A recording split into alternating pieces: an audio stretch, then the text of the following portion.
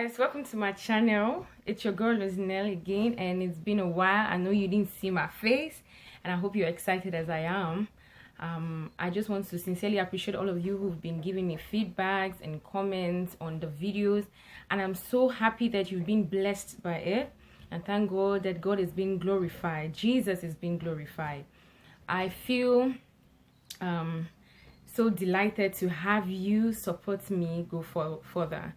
And today I want to talk about maintenance. So I feel like forgetting is just one of God's things, because each time in the Word of God you hear, you read, you say, and God remembered Rachel, and God remembered Sarah. And in many times after each remembrance there is a breakthrough. So I'm not talking about God remembering people, but I want to talk about maintaining it. There is a connection between God remembering and maintaining what you have at your disposition. And so maintenance is a very necessary attribute to emulate in life. Many people have lost precious gifts, people, and opportunities because of their inability to maintain what they had. And maintenance is the process of preserving or a condition or a situation, and is a state of being preserved, a process of maintaining something or somebody. So let's consider the following passage from the Word of God in Ezekiel chapter 33 verses 12 to 16. It says, "Therefore, Son of man, say to your countrymen, the righteousness of the righteous man will not save him when he disobeys, and the wickedness of the wicked man will not cause him to fall when he turns from it.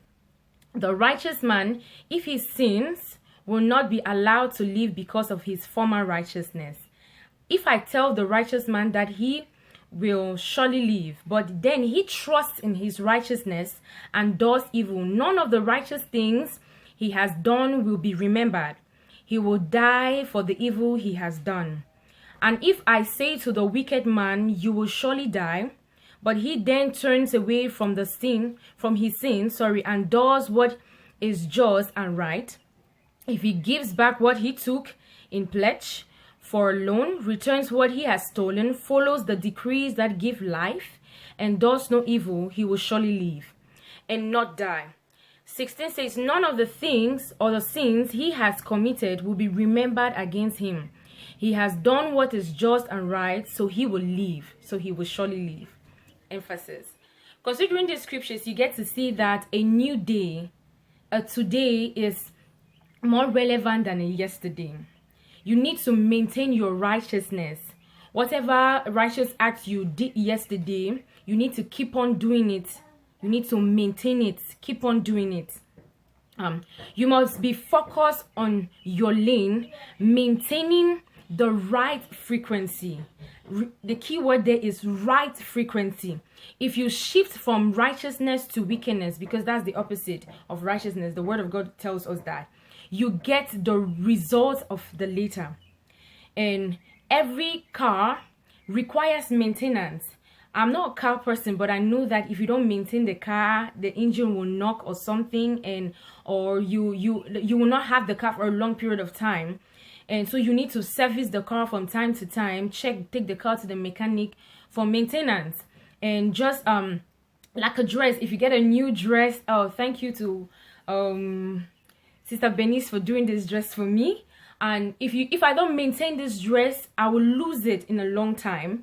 And just as your body too, your body needs nourishment. If you don't take a shower, you don't apply good body lotion, you will depreciate and you start having skin diseases in the long run. Just as your spiritual life, if you don't maintain it, study the Word of God, you go to church and do spiritual things, listen to spiritual songs and hymns, you will lose it. You will lose your life. Today, every new day is as important to your life. In every aspect, you need to renew your life every day. Maintain whatever God has given to you. I've seen many people lose beautiful relationships because of their inability to maintain it.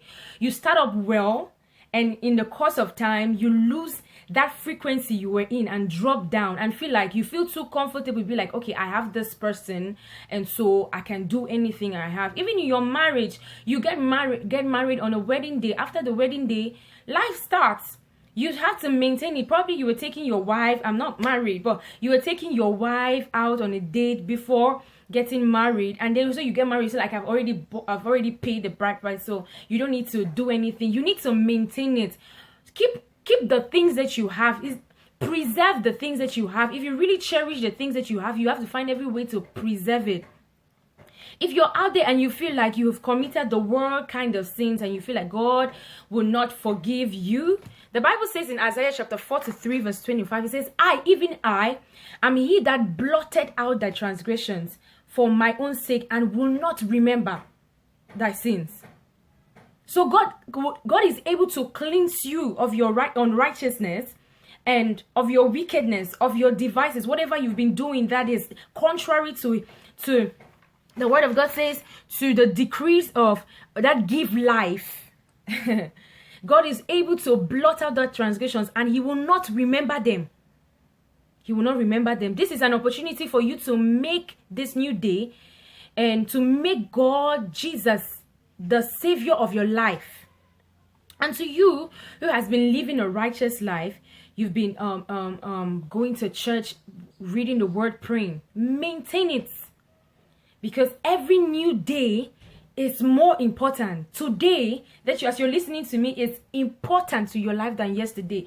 Don't sit and relax on your righteousness. Feel like in scriptures it says, and you trust in your righteousness. Okay, I prayed yesterday, so I think it's gonna take me all through this week. Some people do that. Like I read the word of God, I was in church on Sunday, so it's gonna take me through the whole week. It doesn't work like that. Every day it says, walk out your salvation with fear and trembling. It's a day-to-day work. I hope this is a blessing to you. And if you've not received Christ in your life, make Jesus the savior of your life. That's the only way you'll be able to maintain your spiritual life, maintain your business. That's the only way you'll be able to maintain your relationship. Jesus needs to be in your life. Have a blessed week ahead and God bless you. And please subscribe to this channel and share this video to be a blessing to someone's life too. Have a blessed week ahead.